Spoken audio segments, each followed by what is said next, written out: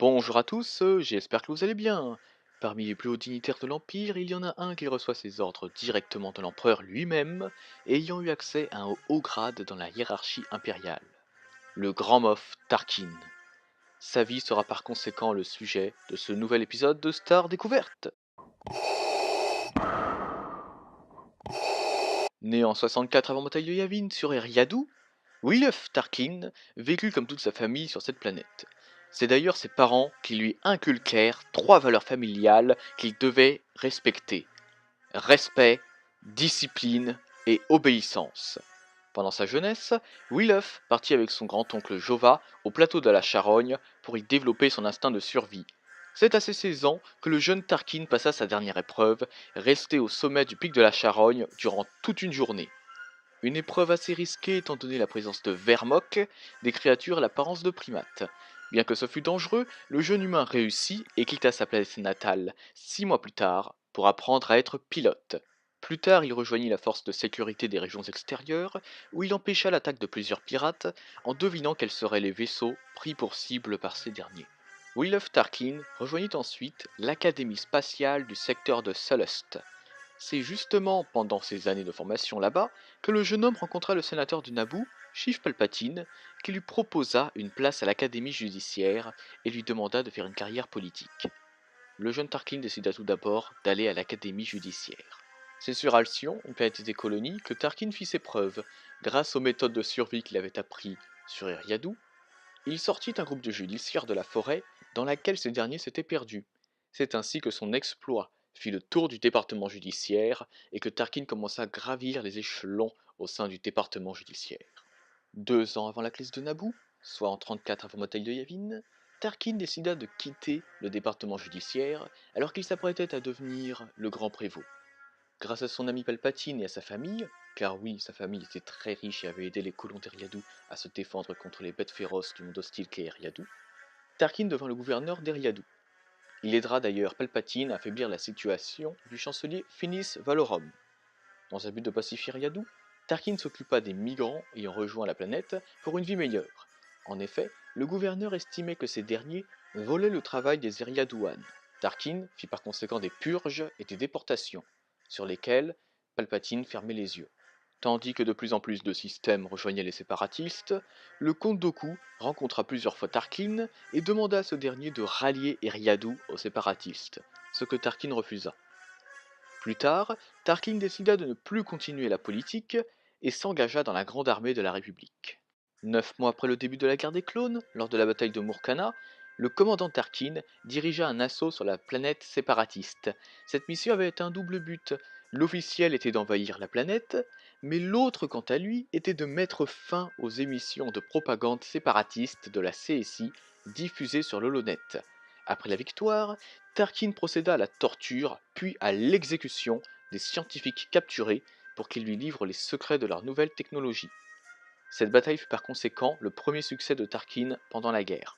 En 21 avant bataille de Yavin, ayant découvert une route de l'hyperespace débouchant directement sur la planète capitale des séparatistes, le maître Jedi Even Peel, accompagné de Tarkin, s'apprêtait à rejoindre Coruscant à bord d'un Venator.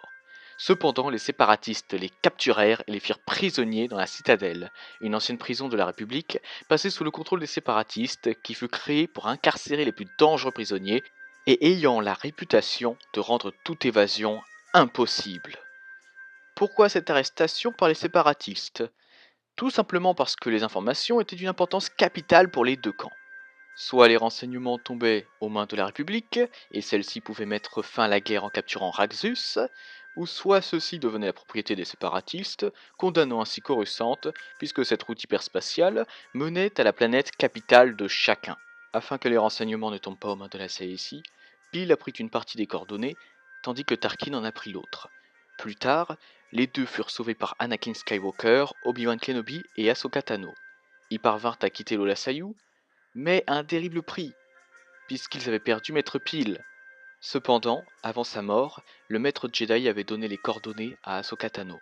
Dans la même année, Ahsoka Tano fut accusée de haute trahison, et Tarkin, alors amiral, se chargea du rôle de l'avocat de l'accusation pour le procès. En 18 avant bataille de Yavin, Tarkin, à bord de l'Executrix, dut affronter 3 vaisseaux de guerre de Salient en orbite de la planète. Un affrontement causé par Krennic, il souhaitait se débarrasser de Tarkin, ce dont ce dernier s'est rendu compte. En 14 avant bataille de Yavin, lors d'une mission sur Murkana avec Dark Vador, son vaisseau le Pic de la Charogne fut volé par un groupe de pirates qui en profitèrent pour attaquer plusieurs installations impériales. Tout ceci se termina par la capture de ceux-ci. Le dernier qui avait réussi à s'échapper est quant à lui tombé dans le trou qu'avait creusé Tarkin dans sa jeunesse. Suite au succès de cette mission, Palpatine décida de promouvoir Tarkin Grand Moff, un titre qui n'existait pourtant pas encore au sein de la hiérarchie impériale. En 4 avant bataille de Yavin, le Grand Moff Tarkin captura Kanan Jarrus à bord de son destroyer, le Souverain, et comptait la mener sur Mustafar, planète aussi connue sous le nom de Tombeau des Jedi. Après avoir vu qui vivait sur Mustafar, on sait peut-être maintenant pourquoi. Cependant, les rebelles de Lothal réussirent à récupérer Kanan et parvinrent à détruire le Souverain. Tarkin, quant à lui, quitta le vaisseau avant sa destruction. Arrivé sur Lothal, il chargea Dark Vador de s'occuper des rebelles.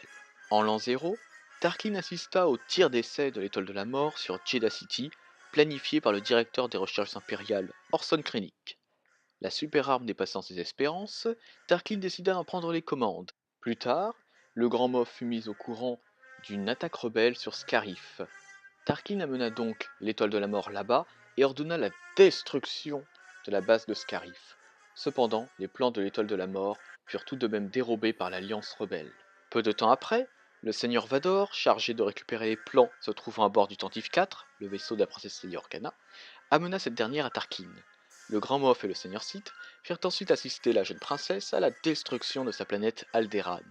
Ce furent les mystérieux Luke Skywalker, Han Solo et Chewbacca, accompagnés par Obi-Wan Kenobi, qui secoururent la princesse retenue prisonnière dans un bloc de détention.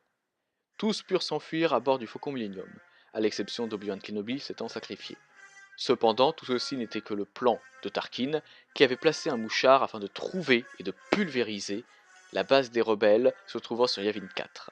C'est au cours de la bataille de Yavin, lorsque l'étoile de la mort s'apprêtait à faire feu, que le jeune pilote Luke Skywalker détruisit d'un tir de torpille à protons bien placé la station de combat, condamnant ainsi par la même occasion le grand Moff Tarkin.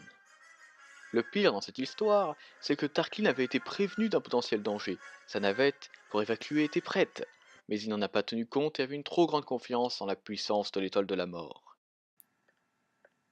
Nous avons analysé leur attaque et je crois qu'il y a un danger. Si vous le désirez, votre appareil est prêt. Évacué? Quand vient le moment du triomphe? Je crois que vous surestimez nos adversaires. S'il avait survécu, il aurait certainement payé le prix fort, comme Dark Vador, et Palpatine l'aurait peut-être rétrogradé. Je vais maintenant vous donner quelques conseils de lecture et de visionnage pour que vous connaissiez mieux la vie de William Tarkin. Par rapport à ce que j'ai dit sur la jeunesse de William Tarkin, tout ceci se trouve dans le roman éponyme Tarkin de James Luceno. Roman que j'ai trouvé très plaisant à lire d'ailleurs et que je vous conseille, surtout si vous êtes fan de ce personnage. De plus, vous avez aussi Catalyseur, roman écrit également par James Luceno, dans lequel on retrouve souvent le personnage. Roman que je vous conseille aussi d'ailleurs, car il explique bien la vie des Erso, l'ascension de Krennic et la construction de la première étoile de la mort. En tant que conseil de visionnage, bien entendu, il vous faut avoir vu Rogue One et Un Nouvel Espoir, c'est la base. Ensuite, vous avez bien entendu l'excellente série animée The Clone Wars, où l'on peut voir Tarkin lors de la guerre des clones. Pour finir, vous avez Rebels, dans lequel le personnage fait plusieurs apparitions. Et voilà les amis, cette vidéo touche à sa fin. J'espère qu'elle vous aura plu. En tout cas, merci à vous de l'avoir regardée. N'hésitez pas à me dire en commentaire si vous aimez Tarkin ou non, et pourquoi. Sur ce, bonne journée ou bonne soirée à tous, que la force soit toujours avec vous, et moi je vous dis bye. Si tu as aimé cette vidéo, mets un pouce bleu ou je te coupe la main. Partage-la à tes proches ou tes amis qui Je aiment préfère Star que Wars. citer. Et abonne-toi pour rejoindre l'Empire Galactique, pour que nous puissions régner sur la galaxie.